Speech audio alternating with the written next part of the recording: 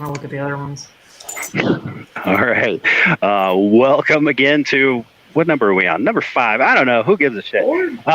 We are the Never Enough Rally chat. My name is Matt. As with us always, Danny's wiener, dog, Earl. Mr. Volvo-san has decided to join us once again. He will be shoving food in his face as it is apparently his dinner time, which will be a combination of cheese and crackers because he's hoity-toity. And then no longer in the comments, Cody. I know. Thank you so much for hanging out with us. Yeah, you what? I'm hoping somebody popped up in the comments that's going to talk shit. Oh, well, I mean, we can like comments rambling. So we need somebody to. I mean, Chris is planning on being here. So. Yeah. Chris is always in the comments, though. I'm hoping to get some like street cred points from Krista with my charcuterie plate. Ooh, no. Yeah. No, you won't. Okay. I'm already down one beer. Not going well. Okay, so I don't know if Jacob is hanging out online, but he's officially made it the unofficial official drinking game of the Never Enough Rally. Literally. I don't know how it all started with Jacob. You guys don't have to do it right now. But apparently, anytime we ever say literally, you are required to drink. So thank you, Jacob, for the... there it is. Ding. Thank you, sir. Sam says Cody's going to pass out. Oh, Tim, I'm only one beer in. I'm good. Beer okay. Half a cup of booze. Okay, so Cody... so every new person on here who decides to hang out with, or I guess slum with us, gets to tell us how they got here in the form of like, how the hell did you get into rally? I unfortunately got in because somebody bought a GTX and told me how great they were, and then I bought one, and then was obsessed ever since then. Who was that liar? It was my high school shop teacher. Oh my God, what a jerk. I know. Well, and then I bought the car from him, and so that didn't help. So that's why he said it was so good like to buy it the from moment that's the moment in time that rally started happening for me. Okay, so it was a prep car then? No, it was a Earl. It's okay, Earl. Here, we're gonna be.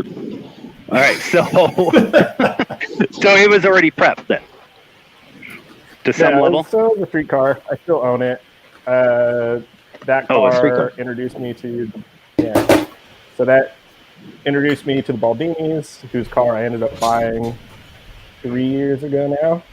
Okay, so that's the car that I beat the crap out of and have zero mechanical sympathy for. Right.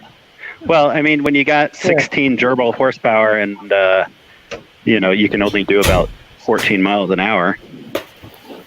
Yeah, I mean really, how do you break things? And if anything happens, then you're screwed.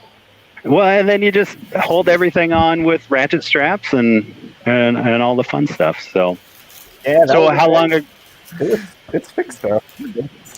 No, I mean, ratchet straps, zip ties, and duct tape. If it's anything more than that, then it's officially broken.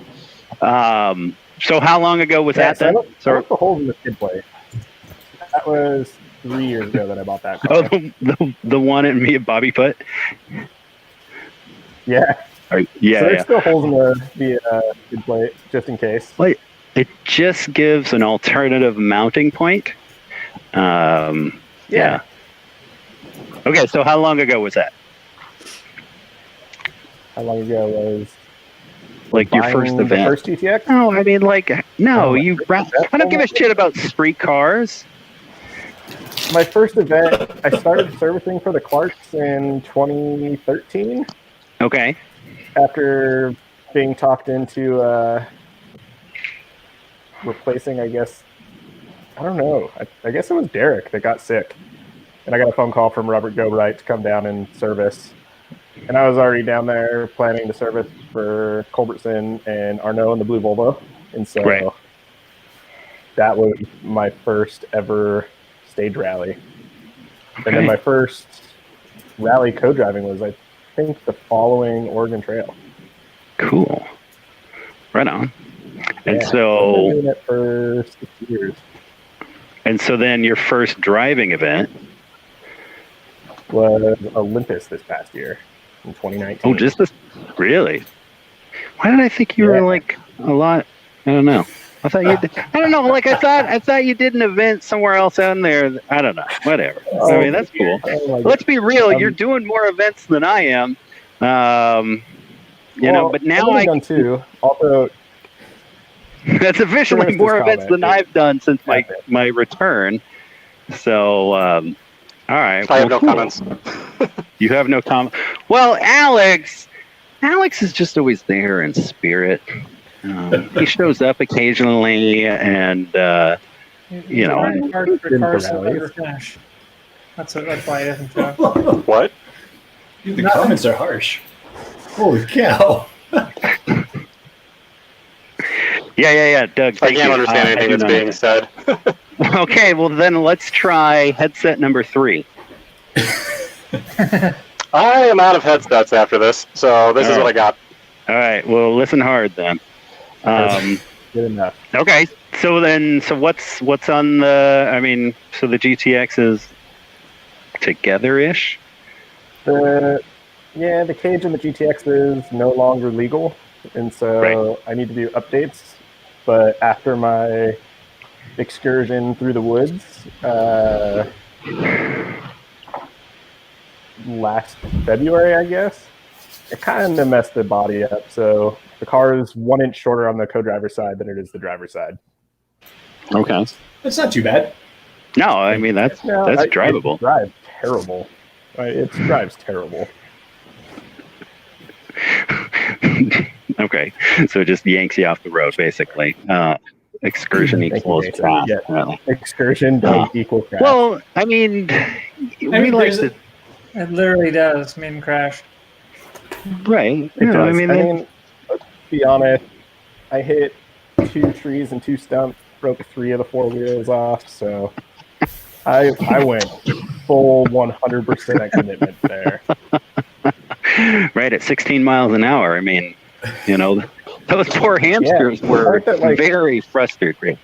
Deep into 4th gear, doing 6 to 16. In the middle of the road, and I tried to keep going. I love. There's not a video of the entire crash, but just the beginning of it. Correct? Yeah, just the very beginning. So you get this nice slow mo of you coming around the corner, and then just you go out of sight into the trees. And you can watch it go so wide, and then he comes back on the road, and then overcorrect and go in the other ditch. Mm-hmm. That's funny. Okay, so well, thank you, sir, for talking about your past and your history, and I know you wanted to talk about all the things in your rally life and the cars that you sat in, and how you got where you are, but nobody cares about that. No, I'm joking. Quick question for you, Cody. How was the step up from going from co-driving in a 2-wheel drive Volvo to co-driving in an open 4-wheel drive car? It is not even similar. No. Question. An open class car.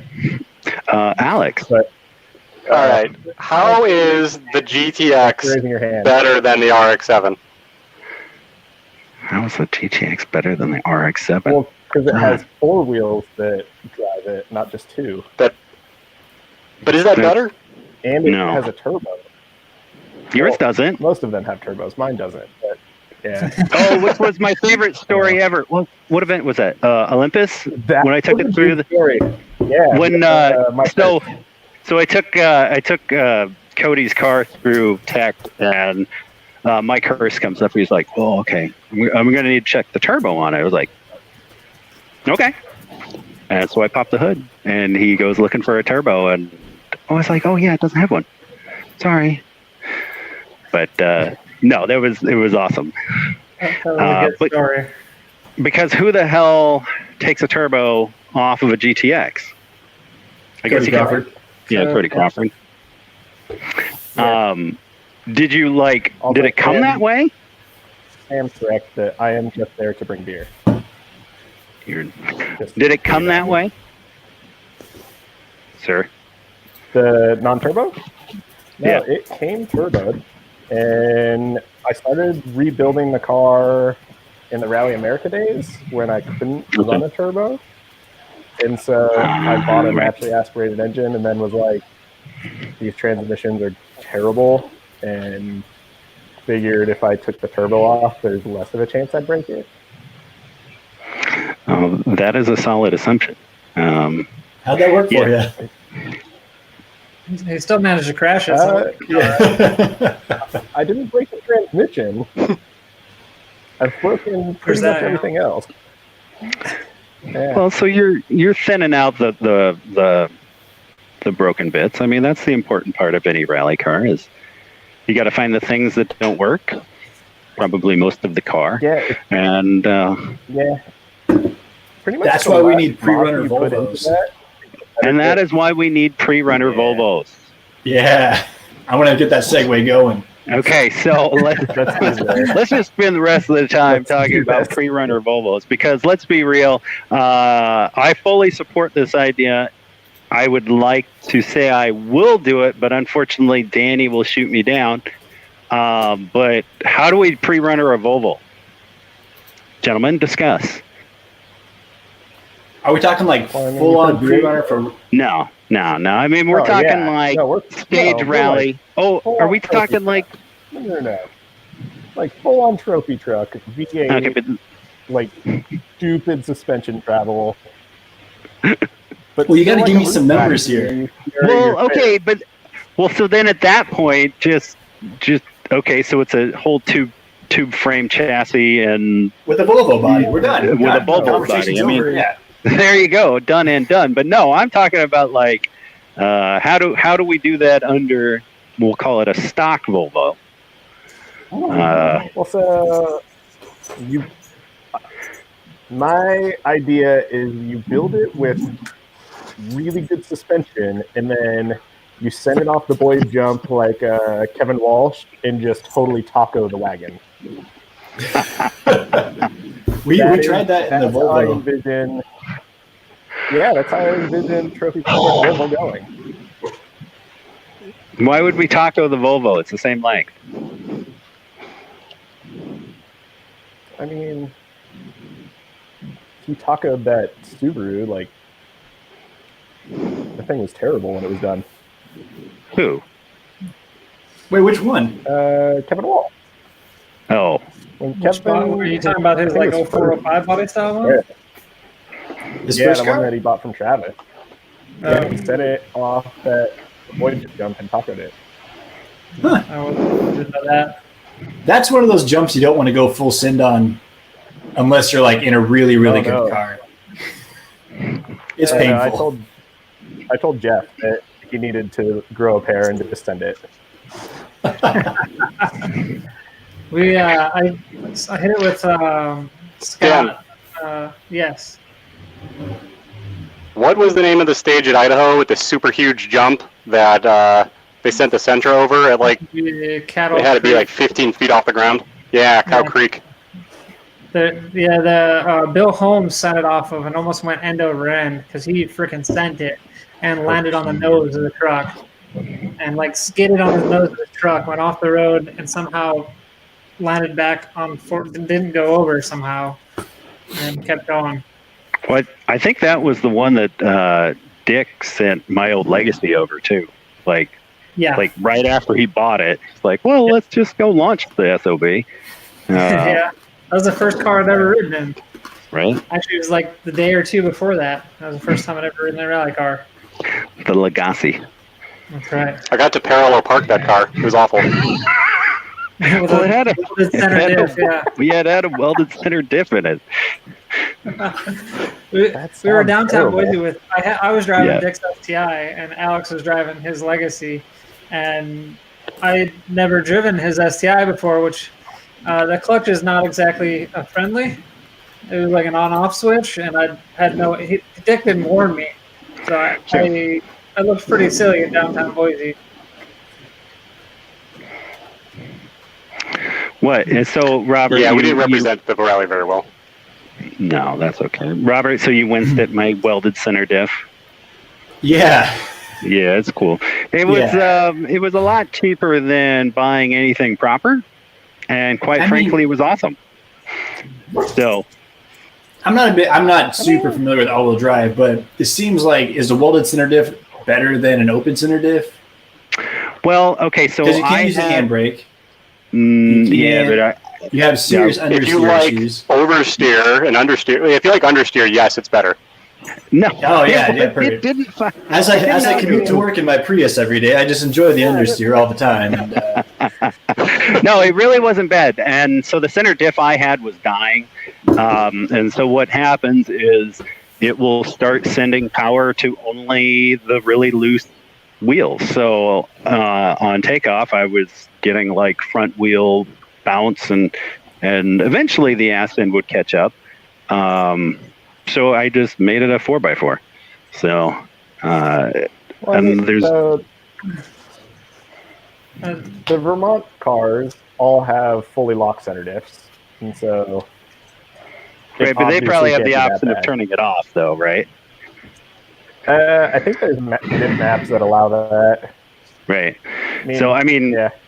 It was a free alternative, man. That's I don't know, I was even poorer than I was now. So we got a question for the group. So what's the first time you ever... Matt, I feel like if you were to build that car today, you would still weld that center. Yes, I would. He's delaying like a lot because I'm already talking and Alex jumps in all over. Yeah, so Cody and Alex are lagging a little bit behind. Yeah. I know. What the heck? Anish Halifeld asked, "What's the first time you remember seeing Josh in person?" I think she knows because I was racing with Josh. It was the first time I'd ever seen him at Doo-Wops in 2010. My first one. At all. Well, yeah. What was the first? The first rally car you ever remember seeing? Actually, for me, the one that I actually remembered. So it was the Oregon Trail years ago, and it was a SRT4 who lost an entire corner. Like rear right corner of the suspension was gone, and I mean it was like the first stage. Well, where'd Alex go? He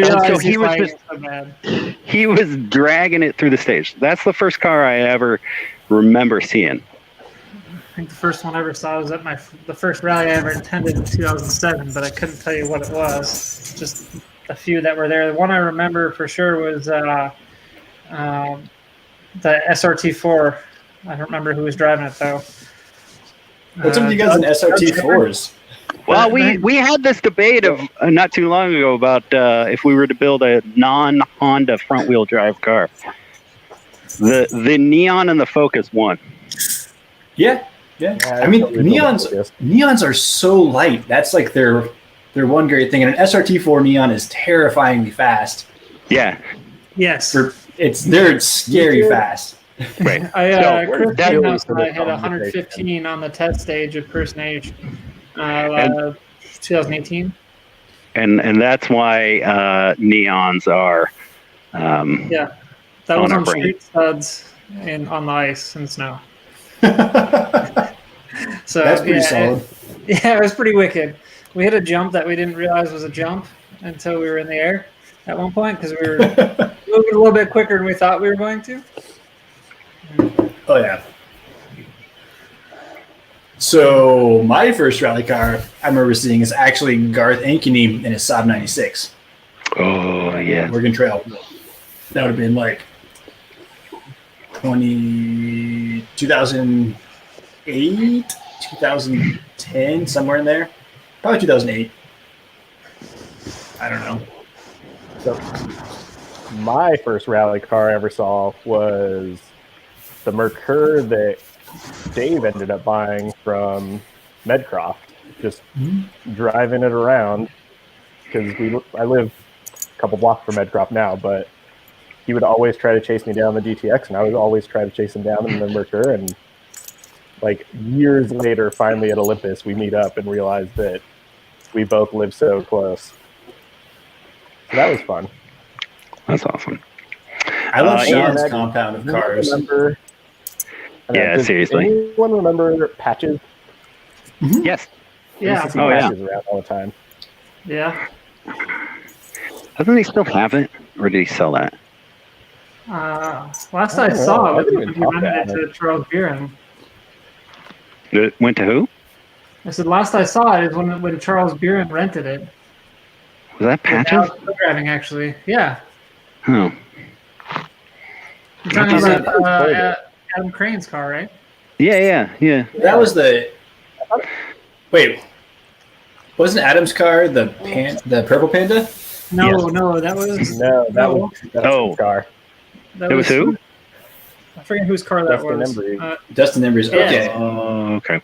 Yeah. So, but then the purple Panda is what John has right now. Yeah. Yeah. Okay. It's what. Wait, shoot! How do I point? That guy has. Oh. Yeah. Oh, you bought the purple Panda? Well, no, co-drove it. No, it's. Right. Yeah. The infamous wall ride through the woods. Right. Well, then, wall ride to move. So what happened? So we don't know what happened to the Patches. No. It got sold. It was on Craigslist for a while. Was it? I just don't know what happened to it. Yeah, sadly. Oh, I did see that the Corolla with the beam swap. Who was that? Steve John put Reed? that up. No. Bought it from... Dude, if you want cheap cars, hang out in the Drift Facebook groups. There are a few AE86 beam swap cars that are like trading hands for like $3,000 to $4,000. Really? Oh, that's Wow. Yeah, it's pretty. I mean, yeah, 200 horsepower and a super lightweight car for $3,000 and a cage. It's a drift cage, so like the A-pillar bars are like all swoopy and everything, and and they come this far into the windshield. Yeah, because they never fit right. Why do they build the worst cages? Well, even like the rules for like forming the drift are kind of bizarre in what they require for cage work and like what they don't allow you to have. So it's very, if you're used to like rally racing and even like dirt circle track or road racing, you look at a form of the drift cage and the requirements, they're kind of bizarre in how they run the rules. like no real heavy requirements. They're really specific on certain things and really relaxed on other things. It's weird. Yeah. So yeah, it's very bizarre. But no, I don't need any more cars. Especially. Time to turn those Volvos into pre-owners, buddy. You need to build one of those Volvos is what you need to do. He needs to build a Volvo. You already have it, so it's not having another car. It's having one of your current cars. Right. So, right. I know. I mean, the sad thing is like, it defeated me in the sense of like, I was just trying to get, we'll call it the nice one, up and running. And then I just don't know squat about the Volvos. And so I started swapping parts. Don't fire the parts cannon. Swap. They're easy to work on. You just gotta figure it all out. Once the coronavirus thing's over, it's not raining. I'll come over. Just give me some hams or some other light beer. I will buy you whatever the hell you want. I'll give you one of my car. Oh no! You want a Volvo wagon? No, I'm not allowed.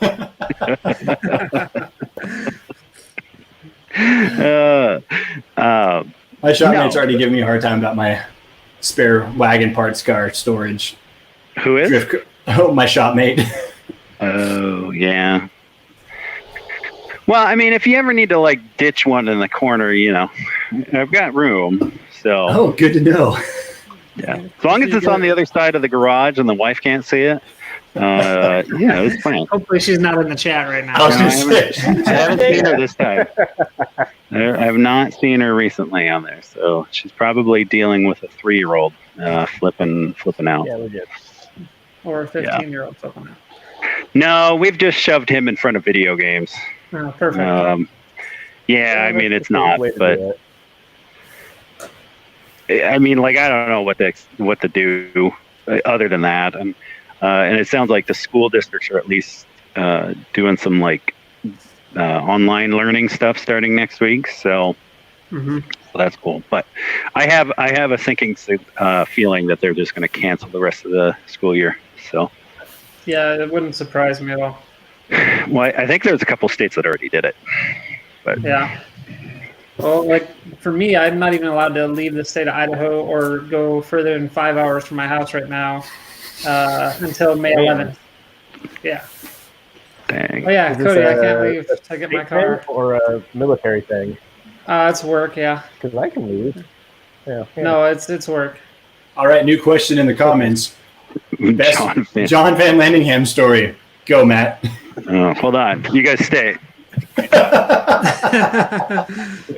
what I say to my dog. Oh, I know. I'm part of that story. Oh, yeah. Now, what is it? Here's my best John Van Landingham story. Okay. That's the knuckle from the blue Volvo that broke on stage at 60 plus miles an hour. So the reason it broke is you can see there's where it's fractured on the top there by Matt's forehead. There's actually a big hole there. And where Matt's finger is on the other edge, there's the wall thickness of that part there is about 2 millimeters. And that's all thick, yeah, and that's all the load from the strut going through that little piece. Yeah. And the reason it's like that is because he or the shop over drilled the hole size. And so he drilled it even larger to put a steel sleeve inside of it so the bolt wouldn't wobble around. Well, when you do that, it kind of reduces the wall thickness of the knuckle, and then the knuckle tears, and your wheel falls off at 60 plus miles an hour. It sounds... An Oregon Trail route, like up in it was the Mount Hood stages, or the like the Hui area. So it was a big fast left-hander, and it was the right front corner that flew off. And my first thought was, shoot, somebody forgot to tighten down the wheel. But then, as it was bouncing through the woods next to us, the brake rotor attached to it. Yeah, it had the brakes still attached. And I was like, well, that's really weird. That's pretty neat. That's unique. Well, that's pretty good. I mean, that seems acceptable, really. Like, you don't need a lot of strength in a rally car, really. No. Yeah, there's that. Yeah, that's good. It looks like Al's in here because he was talking earlier. Robert. What's that, Cody? There were early signs the night before that something was wrong. I warned him as he was leaving service that he had like crazy I don't know, what is that, negative camber? Like, I mean, it was whatever. The top of the wheel was sitting outside of the fender. And we tried to fix that. We did. So we had thought the adjustment had slipped because John had like gone to the Subaru style knuckle. We thought it just slipped, so we loosened it up, moved it back. We didn't even think the knuckle was going to break because when you look at that part with the sleeve in there, it's like a 1/4 inch thick. It's not going to break. No. But when you oversize the hole substantially and then put a steel sleeve in there, kind of makes it a bit thinner. Yeah, it kind of ruins it. Yeah. Yeah. So anyways, that's my favorite JVL story.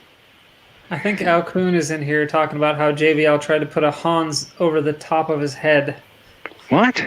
Like, I'm just going to put my Hans on like this, which pretty sure everybody knows that's not going to happen. If that is Al, how many cigarettes did he smoke on stage, Al? I remember you telling me this one time. You told me this one time on a road trip. On stage? On stage while co-driving for Al. How many cigarettes did he smoke?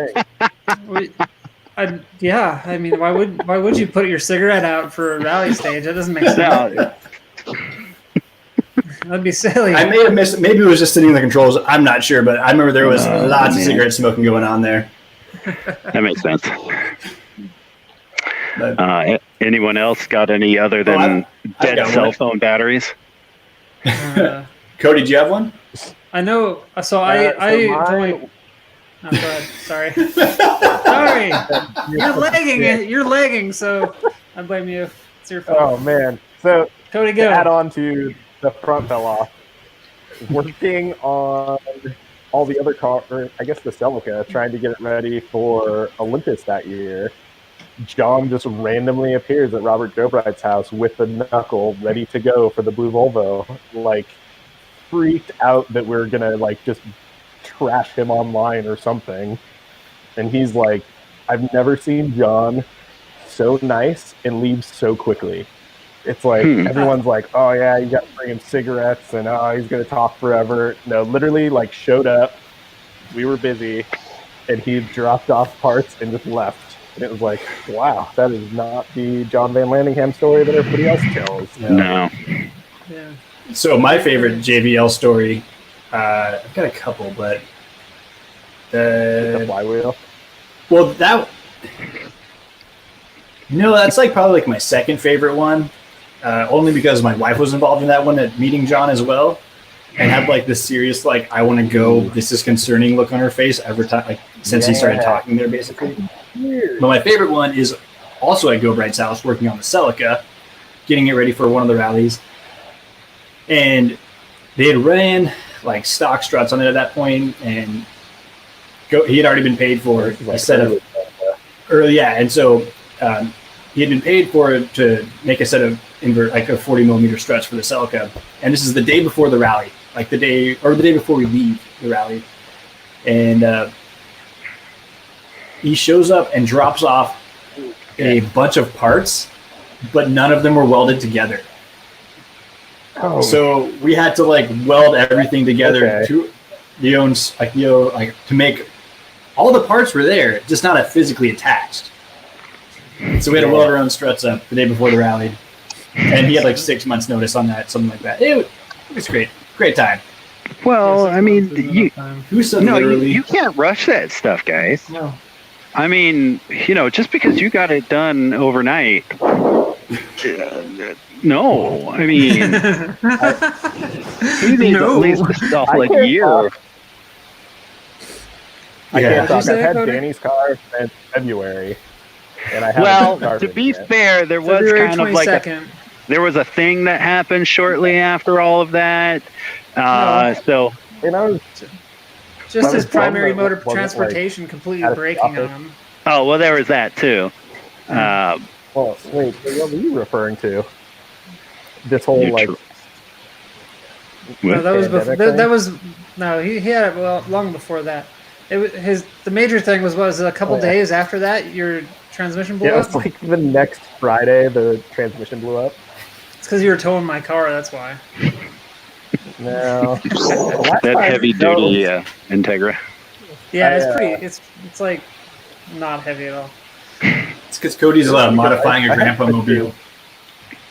Yeah, I should text all of you pictures of the carnage. It was pretty impressive. Yeah. Okay, I'll text all of you. Oh, great! Just what we need. And the conversation stuff. Don't worry. Wow. Okay. It's because all right. Matt's right.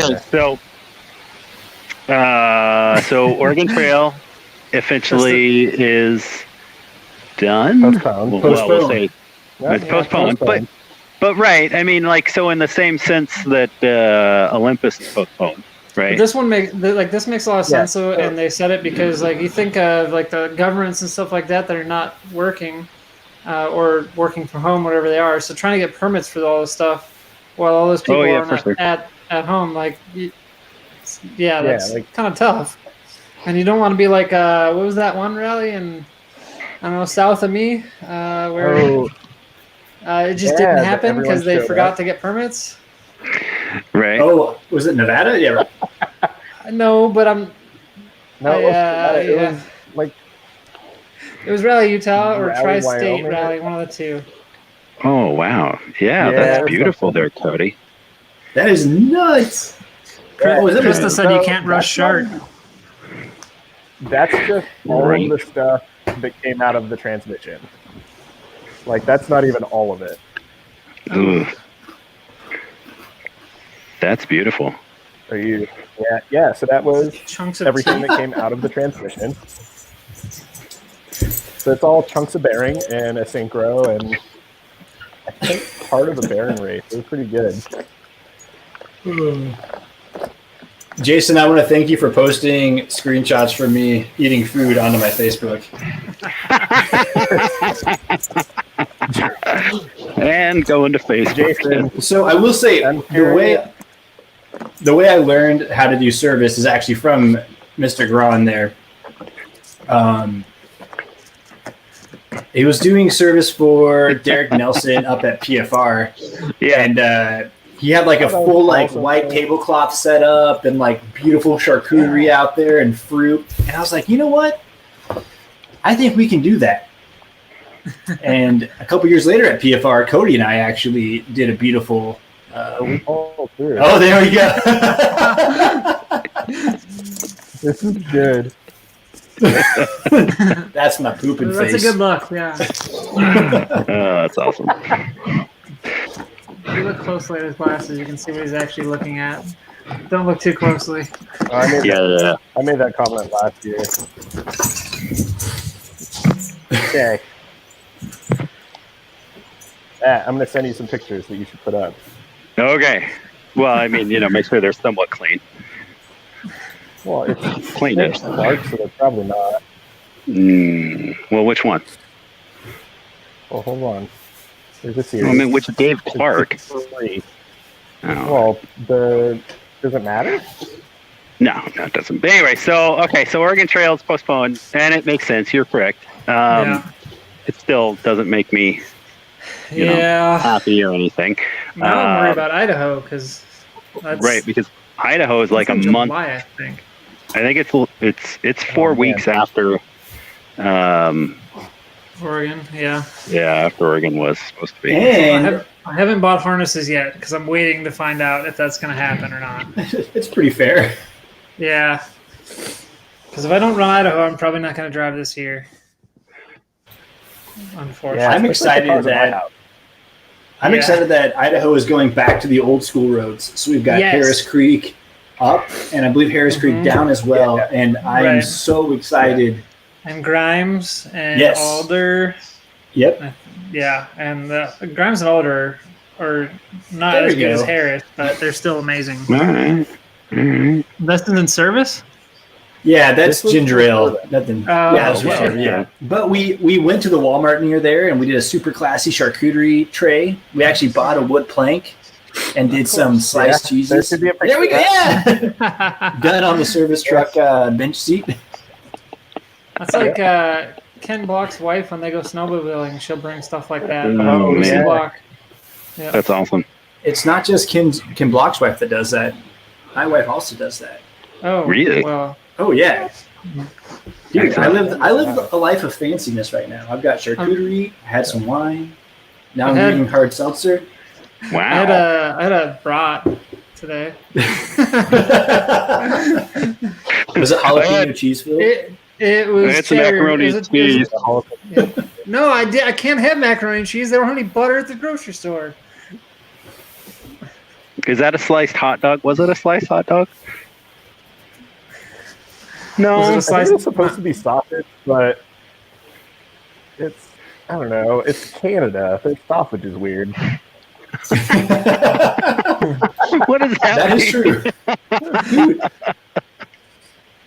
Dude. The cured meats. Hold on, I gotta find my camera. The cured meats in Canada are quite different.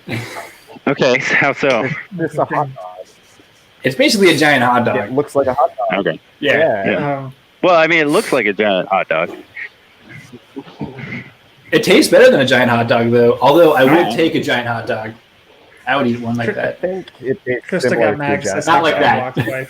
Sorry, Krista. What? Yeah. Krista said she has a name. It's Lucy, and I did say Lucy at some point. Oh yeah, no, he did. You just didn't hear it. Yeah, I'll stand behind you. I think she beat me to it. I think she made the comment, and then I said Lucy. Oh, I get you. Or right. Yes, Krista, it does look like a dong. We're well aware of this. Okay, so we're all perverse. All right, so Cody has. So you're gonna replace your car, right? Oh my God! How pre-runner long Volvo? is your pre-runner life? Volvo, right? We did a pre-runner Cody. Volvo. And Cody. Hi. Yeah. He doesn't realize that he disappeared. No, he's gone. He's still lagging. He's still lagging. We're good. I'm back. Oh, okay, cool. We can't hear you anyway. So yeah, I know, which was ironic that I was talking to you during that time. Oh, were you? Oh my God! Now you're lagging forever. How bad is your internet? I mean, my internet sucks. For internet here. What? It's like a bad Japanese movie. Are you on dial-up right now? No, When you log in, does it make the?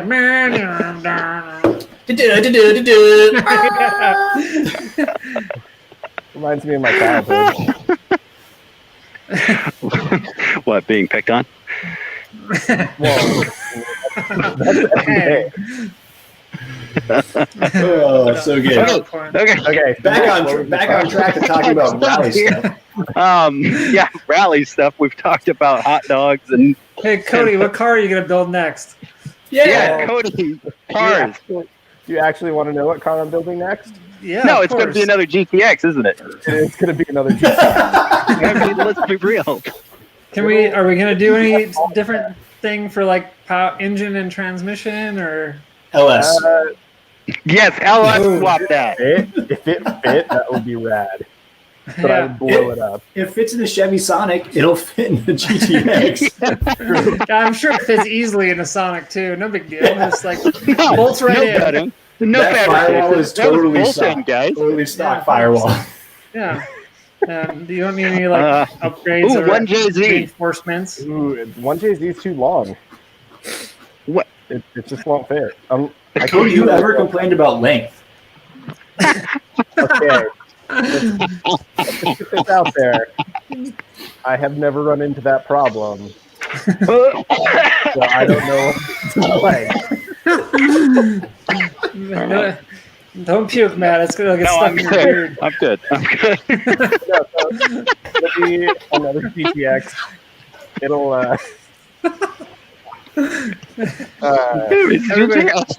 GTX.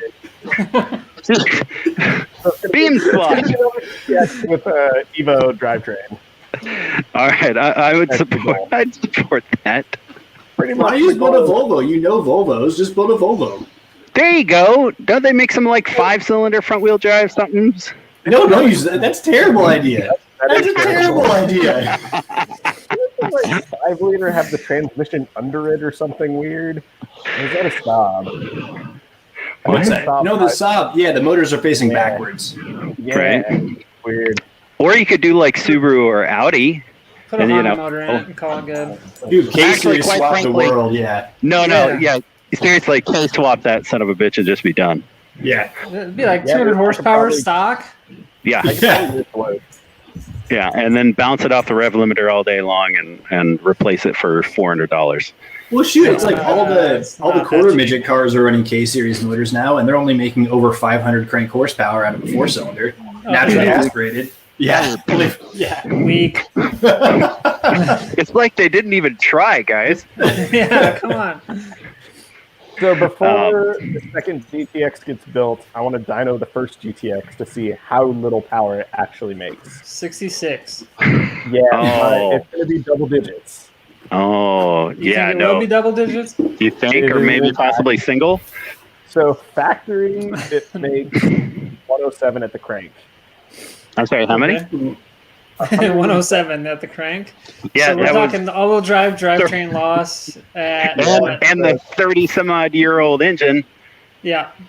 Yeah, so no, it's not 30-something. Yeah, I guess it is 30-something years Yeah, old. no, it's 30 years old. Yeah, Math is hard. Math is hard, guys. 90s car. I don't know what you're talking about. Yeah, right. Only took a couple math classes. Not everyone's an engineer. If that doesn't work out, trophy truck Volvo is totally on the. Okay, Dude. so I mean, like, Trophy truck Volvo wagging Can you it make up. it have like a squat too, just like a Oh, trophy truck? that's super easy. Oh yeah, no, That's super easy to do. I know they do it to all the trucks. in super North easy, Carolina. barely I an know. inconvenience. Well, all that is basically a Volvo 240 has like 60% anti-squat built into it from the factory. And if once you like drop that number down to like below 20%, you start getting quite a bit of squat out of the car. So all you gotta do is it's pretty easy to do that in a 240 to get anti-squat levels that low. I was joking. Do they make like wide body fenders for a Volvo? They do. There's a company called ACM out of Sweden, and they actually make a fiberglass overbody for those for road racing and rally racing. But they come out like 4 or 6 inches wider. Oh, that's perfect. I gotta read Al Kuhn's comment. Okay. Al Kuhn says, "Classic second rally car plane. It's gonna be just like the first one, but nice." But nicer. Right. Right. I know Al is working on a second car. Yeah, no, I mean, if that's not the story of Al's life right there. It's like do a rally, cut out a part of a car from a junkyard, weld it back in, do another rally.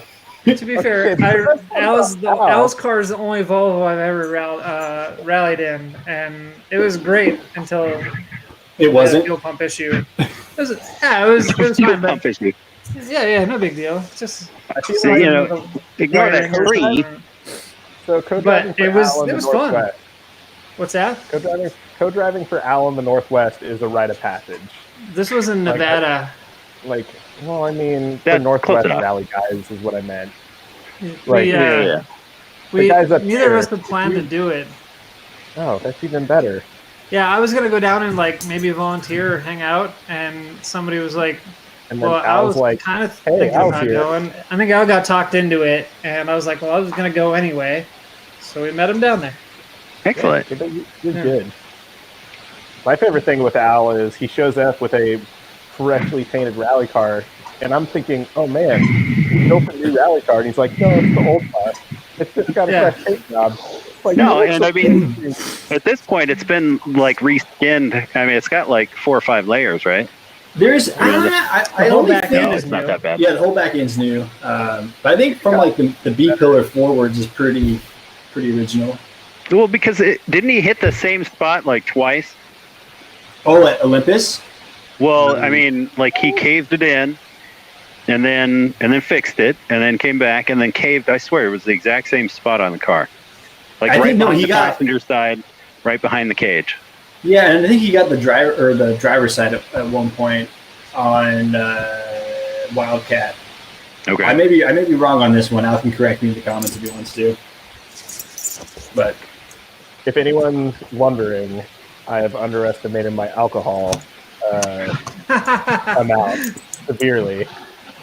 Yeah, as in you don't have enough, or you had too much. I ran out. Do you need a breather? I mean, we could take an intermission here just for you to go get some more alcohol. I got a spare. You can just toss it through the screen. There you go. Oh, there you go. Wait, is that a 10-barrel pup beer? Yeah. Yeah, it's a good one. Yeah, it's actually pretty good. Yeah, it's not bad. It's cheap too. Yeah. It's like $12 and change for an 18-pack. You can buy it in an 18-pack? Yeah. We only get the 6-packs here, but we get them in a powder can. Yeah. What, Cody? Okay, I feel like the 4 of us together is terrible because we get so off topic. That's the point. Well, no, that's the whole point. So it's funny. Every time that I do that, well, not every time, but people have given me, we'll say, suggestions on what this should be. And Robert, I mean, I appreciate anybody's constructive criticism. This, I'm not even joking. This right now is exactly what I want this to be. This is 4 guys sitting in a garage drinking. Idiots. Yeah, rambling idiots about the worst ideas ever. I resemble that. All right. So Volvo 240. So Volvo 240. But hold on. So but no, this is exactly I'm not trying to be anything other than I don't know. Just I miss sitting around BSing around cars because nobody lives around me. And, you do live out in the middle of nowhere of Kentucky.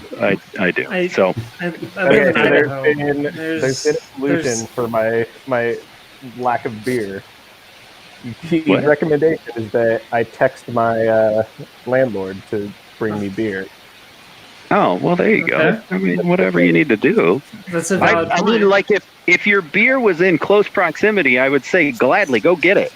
Well, I mean, it's downstairs in the garage. Give me time frame here. We can talk about all sorts of random time frame. I have keys Just here. Go. Here. It's gonna Here. There. Now I'll give him a Force them countdown. out. yeah, go. Let's see. Okay, I got so 8:20 here, so let's see how long this takes. yeah, exactly. Somebody start timing. It's 8:20 there. It's only 7:20 here. Whoa, it's like I live in a different state and time zone. It's like he's traveling through time. So, right, 240. So I've still got Al's cage bit things. The cage starter kit. Over there. The rest of it. Hey, I got a question. Actually, question for Al. Al, what would it take for you to come up here and weld in some cages for us? Yeah. How many do we need to get going for you? Well, get both the Volvos going, and then get one of the Volvos running, and I'll use it for Tour de Force or something. There you go. Well, so Al has said that if I can get him the car, he will finish the cage for me at we'll say a very reasonable rate. So Krista asked if any of us play musical instruments. Krista, I play musical instruments. Cody's actually a musician. What? I have 8 guitars piled up just in my living room. Wow. Unknown fact about Cody. That's amazing. I played the saxophone when I was younger. Wow. Saxophone. I tend to fart a lot. Does that count? You fart a lot. No. Yeah. Alexa, make a fart. The worst thing about it was like 7th grade. I mean, we're talking like middle school and whatnot. But like That was a long and squeaky one.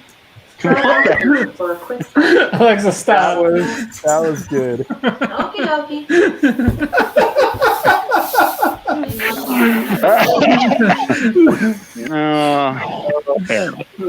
She asked me if I wanted to rate the fart. Rate the fart. Oh, so good. No. Cody only plays emo music and Paramore covers. Yeah. Alexa, stop. Now she's going crazy. Sam, one time. It was one time at band camp. That's the only story I have about a flute. Dude, there are some good flautists out there, okay? Yeah, I mean, Ron Burgundy. Dude, Lizzo plays the flute, and she twerks while playing the flute. Wow. That sounds difficult. Dude, check it out. Lizzo. Get on it. You guys should all open it up in another screen and watch that in the background. I've taught myself like songs on other instruments. That's about the only other thing. So I also play the flauta. You play the flautist? That's what I had for lunch. Did I was you really? asking how you I had one shelter in yesterday. place, Yeah. but also travel to the Northwest. Like all the time. I think you just put yourself in a box and ship yourself. Yeah, Volvo. Yeah. Oh yeah. What you do is you ship a Volvo, because a Volvo, you can ship a car from like LA to Portland for $500. And it takes almost as cheap as you can buy or drive. Right. Right. Wait, is that for real? Like, I feel you're making that number up. No. When we bought the Volkswagen, we shipped it out of LA, and it was $500 from LA to Corvallis. That sounds. Why the hell would I try to drive the thing down then? Because so Al, the last time I was on the phone with Al, he talked about like I drive the car down and then fly back and then fly down and then drive the car back or stuff like that. So not like, I mean, it was still cheaper than doing any cage work up here. Just do it yourself, bro. Just do it myself. Yeah. No. Because you have so much free time being a father. He might burn his beard off. Yeah, That's a legit problem. Yeah, so I believe it. I don't totally have that problem, unfortunately, but I put my beard in a ponytail when I am working in the garage, I can tuck it out. Oh yeah, so I can tuck it out of the way. Do you take one of those like welder's caps and like put it on your beard? Actually, it's kind of like a cycling cap. You take a cycling cap. No. Okay, no, just like that. This is relevant. Did anyone see Al Dante's post on Facebook about the guy that got his beard caught? Yes, it was caught in something. Yeah. Yeah, it looked and it ripped off like most of his beard. like an angle grinder, like car polisher. Yeah. It looked like a buffer. Terrible. It looked like a paddle wheel, but yeah. Yeah. Spinny things always scare me. Yeah, his beard was longer than yours, Matt, and it got down to about the length of Cody's on one section of it because it was real bad. That's bad. That's really bad. All the size toys he's been playing with aren't enough. Okay. How do you reverse man bun, AJ? Like I think is what he's saying about my beard. Instead of a top knot, you make a bottom knot.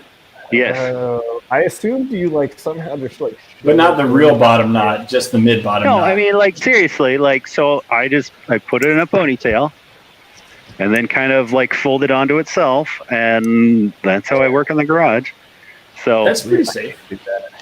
It's out of the way, and like the worst is when you're kind of like putting your head into spots and you can't, like it always. I don't know. I've learned to live with it. The other one is very popular. Just tuck it in your shirt. This is how you don't get food in it. So that just shows off your grays that you got going here. Yeah, don't do that. Yeah, no, put that away. So let's talk beard health here, or beard care. I know you guys. Yeah, you do. Wait, Danny, can you actually grow facial hair? I know. I'm not allowed to. Yeah, you're not allowed to. I know that, but can you? In fact, I was off of work last week, and I got a little bit going.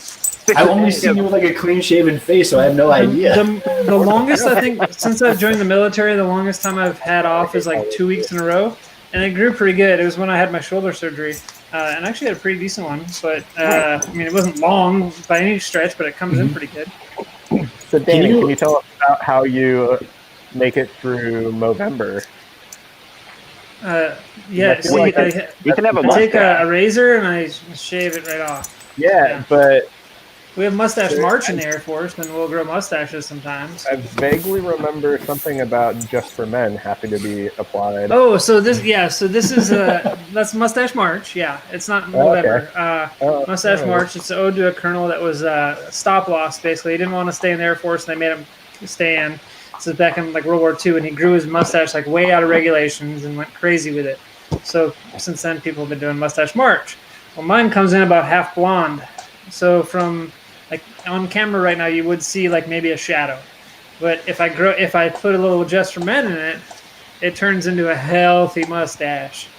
So, wait, is this like the comb in? You're going bald? Yeah. Like 2 weeks in, I'll hit it with. No, it's not going bald; it's going gray. Oh, okay. Yeah. I had a friend, Danny, that did that in college. He just grew a fierce mustache, but it was just all blonde and translucent. And one day he walks in, and it's just like jet black. the first time I did it, I did it on a Sunday right before my hockey game, that's awesome. And one of the guys on my hockey team, his girlfriend was there, and she looks at me, she goes, "Is that real?" And I was like, "Yeah, it's real. It's just artificially enhanced." There's nothing wrong with that. You know what? Use technology for your own benefit. Okay, so Robert, what you asked beard question? You started beard question. Yeah. Okay, what was it? Oh, I don't know. What do you do? I'm just reading Krista's comment here, but what is your beard care routine? Do you use conditioner? Are you a shampoo and conditioner? Do you use a beard oil? Look at Matt's beard. Do you think he does anything to that thing? No, I don't think he uses shampoo. No, actually, I really do. Do you have one of those? Do you have a round brush that you use, like a round bristle brush that you roll it out and then blow dry it to get it super nice, straight, and smooth? I do not. You should do that. It's great. Well, no. So I've got one of the fine bristled brush, and that doesn't really work. So I've got a normal hair brush. Rally Chat, let's talk about beard health. Well, yeah, might as well. What else are we going to talk about? Volvo 240? Yeah, the other 240s. Keep coming back to the 240. It's a great idea. It's also a horrible idea. I think it's less of a horrible idea than some others that have been brought up today. So a Volvo 240, what you can to get on rally stage with the Volvo 240 is you buy a Volvo 240, you put a cage in it. You put a cage in it. That part of those. And then you put a skid plate on it from IPD, which is like $140, Right. or $120, and then you take another fuel tank, cut it in half, and put it on the bottom, so you have your fuel tank skid plate. Oh, and then you go rally racing, and that's all you need to do. Like Bilstein HDs will work just fine. They're a 40 millimeter inverted damper, which was the norm for a lot of lighter weight cars. Right. And if you want to go rally racing and go sideways, it's a way you can do it really cheap. What happened to the whole? What happened to the whole like welding stuff in the engine bay? Oh, so everyone says like valves are tanks, and they kind of are, but they are a little flexy as well. So you really just want to stitch weld from like the firewall forward on those cars. The back half of the car is pretty good, but firewall forward you want to stitch weld up. And then also like strut towers, they separate from the. No, you can double skin them if you want to on the top. So the blue car that Derek Knight now has is just like a piece of like not even 1/8 inch material on the top of the strut tower, and it's the stock material the rest of the tower. Like that car is move on those after time. If you're Alcoon, yeah. Okay. But no, it's actually been pretty good. You can actually buy like a strut tower brace that actually ties into the firewall. It's a couple $100, and it actually ties everything together. It's probably the best way to go. Here's a question I came up with all by myself. Why is the 240 better than the 140? You didn't come up with that by yourself. Oh, yeah, you're right. Oh, man, so like the 140 geometry, engine bay clearance. Yeah, the 140 it's a cool looking car, don't get me wrong, and it's lighter and smaller, which is great, but it has a lot, like it's a recirculating ball steering gearbox instead of rack and pinion. Well, the suspension is totally different. Yeah, but it's not like a bolt-on change. No, I mean, if you like a car enough, you'll just throw money at it. Like a because I need to do that. Yeah, but not everybody wants to just throw money at a car. Like if you want to get people onto the stage quick and easy, like people. No, yeah. Just keep throwing money at some fucking worthless car. See, hold on. Since Matt's whole thing is 4 guys talking in a shop. How do I respond to my Bumble message? Your what now? My Bumble message. It's a dating profile. Yeah, you're married. You wouldn't know. It's actually how my wife and I met was on Bumble. Yeah, I know. Fair enough. So it does work out. Your hidden talent. So people at home comment what my hidden talent is, and I will send her that. The funniest comment. Oh, yes. What is Cody's hidden talent? Yeah, so I assume Dan or Krista will come up with something good. Krista has already said that she would set all of our team up with people in Idaho, so inverted penis, that's pretty good.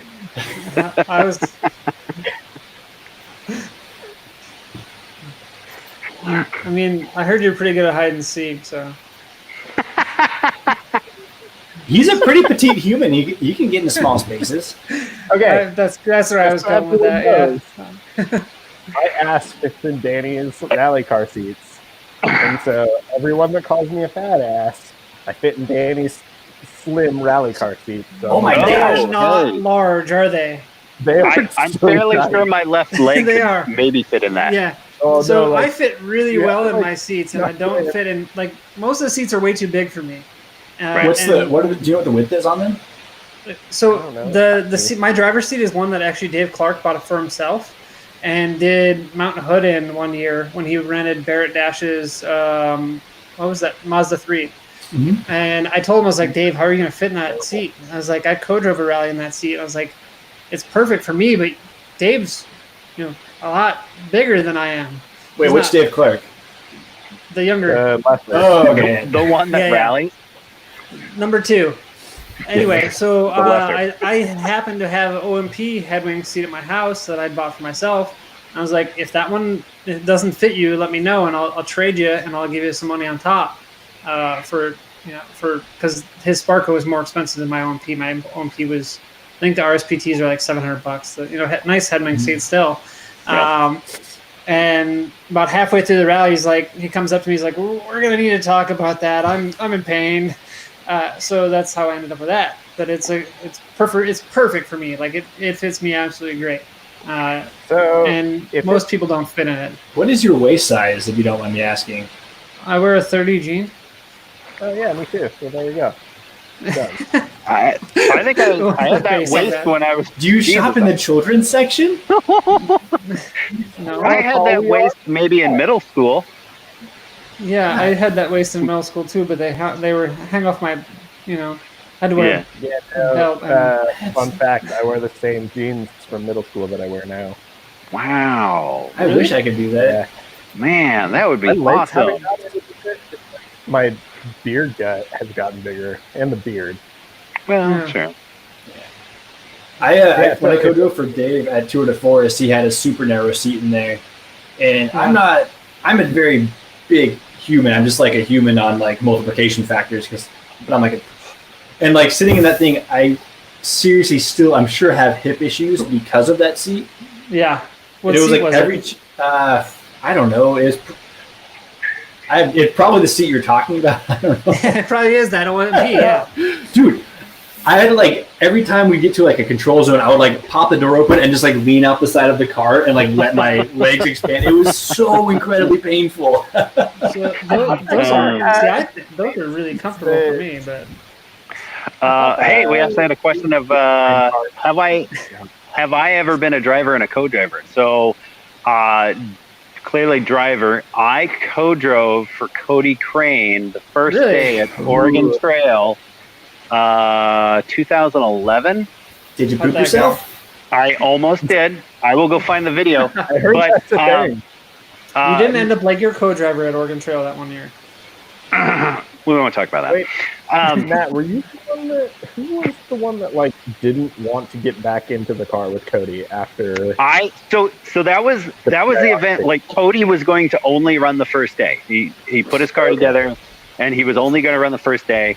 And I think it was Kristen Tabor that came around, and she like got money from everybody to pay for the rest of his entry, which was awesome. And they came to me and they're like, "Hey, do you want to finish off the event?" And I was like, "No, absolutely not." I think and that was just the Oregon Trail or the POR stages. Yeah, it was the scariest shit I've ever done in my life. Oh my God, it was so frightening. I'm not even gonna lie for a second. Now, would I co-drive again? Yes, I would. I would co-drive for somebody that wasn't Cody Crane. In the Volvo, it's not too bad. Right. I mean, so we were in the CRX too. So but Cody's fat. Oh, Cody's just No, it was frightening. It was cool, but it was scary as F. So see, I'm the opposite. I get more afraid driving because, like, generally, if we crash while I'm driving, I have to pay for that. Right. That's where I'm at. Yeah, and I don't have the paycheck for that. Well, just ask Jeff how fast my car really is, because on stage, there were times where I remember one time specifically where he's like, "Is this literally as fast as it goes?" I'm like, "Dude, my foot's to the floor. It doesn't go faster." But then as I was getting more confident, like I go into corners hard because if you let off in that car, it falls on its face. So there were like threes that he's like, "This is a 3, this is a 3." It's like, yeah, I know, it's fine. And then he like almost hit his pants. Okay. Let's see it, Matt. Let's see it, Matt. Okay, so now keep in mind, I think this is filmed on a potato. This was the best potato available back in the day. This was the best potato in the day.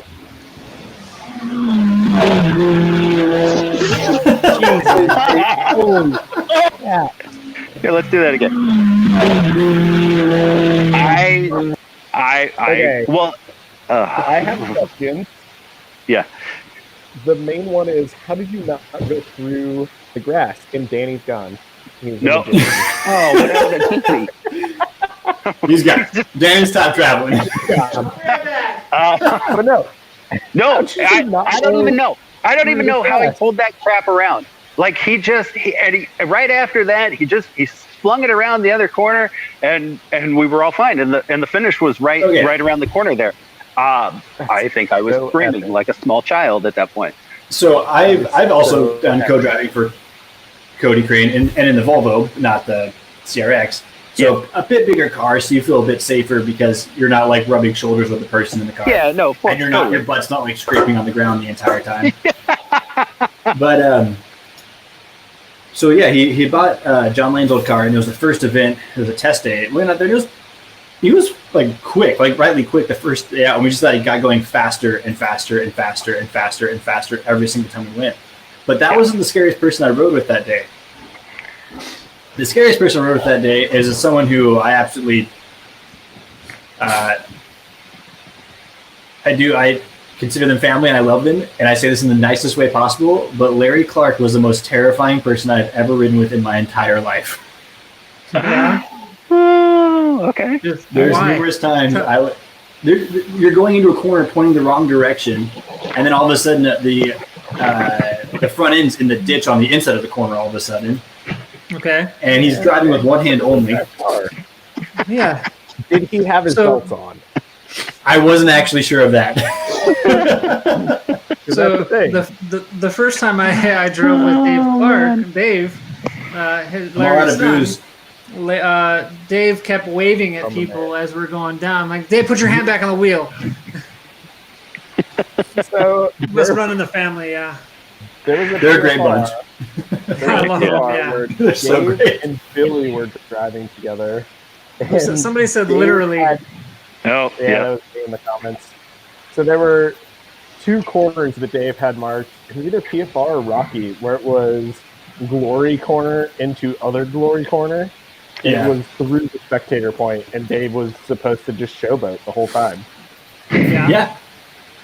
That's Dave Clark. To answer Anisha and Josh's question, what kind of basket case was Lane's car in when Cody got it? I checked it out before Cody bought it. Actually, not too bad. It had the top welded on it, and it was a different color, and it needed basically welds ground down, new glass put in it, and some A-pillar bars put in the car, and new seats, and that was really it. Cody's gone and done a whole lot of extra work on the car to make it more reliable, but he's still having some, but he's still having a couple of teething issues just from. Well, I think the issue that he's coming down to is just the crank sensor has failed, or is like getting some wires cracking on it. Let's put some not 1990s or 1980s technology into it, and then it'll be great. Dude, if somebody wants to sponsor Cody with an ECU and a nice wiring harness, I'm sure he would put it on. No questions asked, but until somebody wants to throw down some... So when Cody got the car, it was blue on the bottom and gray on the top. Yep. Okay, was that like one of the doo-wops that he crashed at? That was a doo-wop in... What year was that? 09. Last year. Yeah. Wasn't Jason Gron with him at that time? Yep. Yeah, there's the video of this on YouTube. Jason was in here earlier. That was the last doo-wop there ever was. Was it really? That says Olympus on it, but no, but it was the previous year. Yeah, no, it was doo-wop because. Jason was in that car. You can see his name there. He was, yeah. Yeah. Hey, if Jason's still on there, Jason, which car is faster, the John Lane Volvo or the Derek Nelson BRZ? Well, how about the Cody Crane also, because he rode with Cody. The Cody Crane in the CRX. Yeah.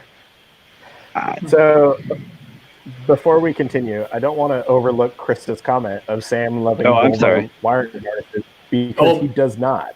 No, he's totally lying to all of us. Yeah, they fall apart. Oh, really? That's terrible. I mean, no, Sam, you want to come wire my car for me? Rewire the whole car. So I will say, that era of car that Sam is working on does have the biodegradable wiring harness, which was actually a thing, and that was a thing for Volvo. So, yeah, and I will be the first to say that Volvos it makes a Mark II Volkswagen look good in the wiring harness category. From the factory, it is a bunch of wires shoved up under the dash. So Robert, the episode, I guess, or the one we did, but I guess you said we got a bunch of stuff wrong about Volvos. Yeah, that was part of it. I was like, I would take everything Volvo wiring out of it, and you're not wrong. Weird shit they do, and take that and make it as simple as possible. So I will say the blue car that Derek Knight has now, that is a completely stock chassis harness, and the engine harness is the only thing that's not stock on that car. And as Cody knows, there are a few tricks to make Volvos work well, and what you do is you have to spin the fuses. Yeah, or thanks, Matt. Yeah, remember the strut comment from earlier? Yeah. Hey, look, that's the thing. That's the knuckle attached to the strut. That was what was left of it. So, just after that, on the Volvo, Robert straightened the strut off of that car. And the very next rally, we broke it in half. Oh, yeah. So the reason that happened is that Andrew knows you got to spin the fuses. Yep. What happened on when that strut broke in half is that the bushings at PFR, the bushings. When John had put the bushings in, there was overlap with the bushing and the insert, and what that causes is that the insert gets jammed into the bushing. Yeah, it seizes up. And basically like mechanically locks in the insert. And so what happens is that the strut bends. Yeah, it doesn't move. And so that's what happened to AJ's Audi, which is We've also had this conversation before. If you could post that picture that I just sent you, that'd be great. What? Is it the ripped open strut with oil everywhere? Well, hold on. I'm just going through some old rally photos. Oh, that's from Idaho. The transit. No. Well, that was from Doo-Wop, the one that Gene was putting on. Yeah. Okay. Is that a Camaro? Yeah, and that ran a Camaro. And it ran to Idaho the year prior. I don't remember ever seeing It's basically a pre-runner Camaro. Yeah. No, seriously. Matt, ask Jason your question. Ask Jason my question. So that Camaro was 2015. What was the question for Jason? Okay, Jason. Which car was faster? Rollover. No, we'll get to that. Hold on. Which car was faster? Cody Crane in the CRX, John Lane in the Volvo, or Derek Nelson in the BRZ? Oh, yeah, because Jason's been in all three. I'm gonna guess it's the BRZ. It only has like a stage record to its name. No big deal. Yeah. I have been in the BRZ on the highway doing. Yeah, that's not even the good picture. Nice. Yeah, that looks fine. That's no problem.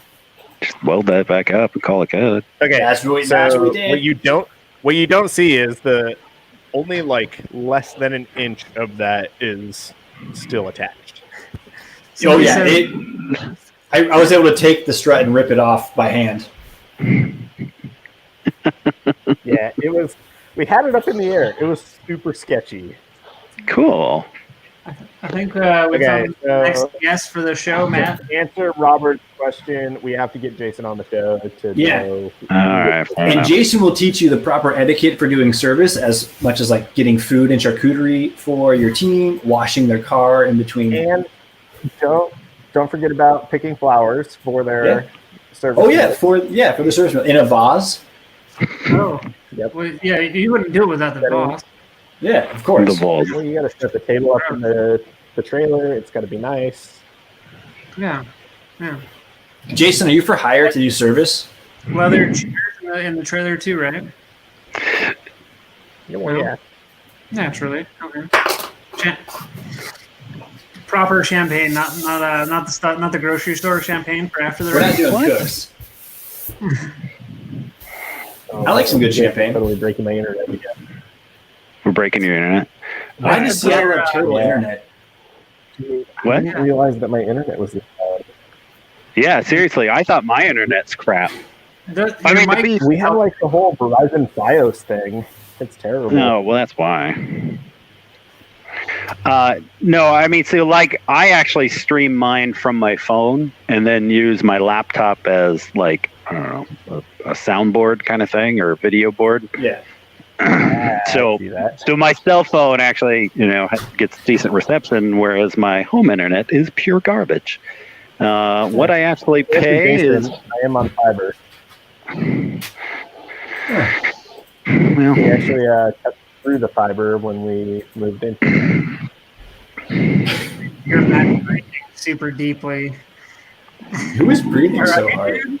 All right, it's disintegrating. It's been over an hour. Oh yeah, sorry. All right, fair enough. So what we've learned in here: build a Volvo 240 pre-runner. The wiring harness isn't too bad. Yeah. You can buy a replacement wiring harness for like $300. You can. Yeah. And if you do an LS, you can't use the harness anyway. No, exactly. No LS. 5-liter Mustang. Oh yeah, 5-liter, 100% 5-liter Mustang. We were talking about LS 323 GTX. Well, no, that's okay. LS. One exhaust. Yeah. Cody, we could do a 5-liter. A 5-liter stock, you're going to put out around 225, 250 horsepower. That's the crappiest version possible. Well, not the crappiest, but crappiest in the Mustang. It's a smaller physical engine size than the LS by a substantial amount. What about like a V6 Mustang? Like the modern V6? Those are huge. No. Those motors are gigantic. They're really huge. They're real big. Okay. Like a Duratec V6 or whatever. No, Cody, stop. A 4-cylinder turbo. EcoBoost, everything. EcoBoost. I do like the EcoBoost motor, but there are some downfalls to the EcoBoost motor. Well, yeah, I mean, it just destroys everything, and it overheats a lot. That was because the tune was pretty poor. It was a street tune and not a racing tune, and that's apparently a substantial difference. Why would you want that? What's that? Street tune's good enough. Yeah, no, it's solid. Okay, we're going to end this before people just start hating us for talking too much. So to the 15 people that are still hanging out, thanks for hanging out with us. I'm sorry that we bored them. Bored you. Try not to go anywhere. Can we do one of these where there's like 20 people in one room and you just put up a camera and we just start yelling at each other and drinking beer? Throwing stuff at each other? Shots, not beer. I'm with Danny on this. Yeah. Wait, we throw shots or we do shots? We do shots, not throw chops. We throw chops? Well, enough tequila, there might be chops. Yeah. Okay, so next rally that's running in the Pacific Northwest, we're all going to go to it. We'll probably already be there.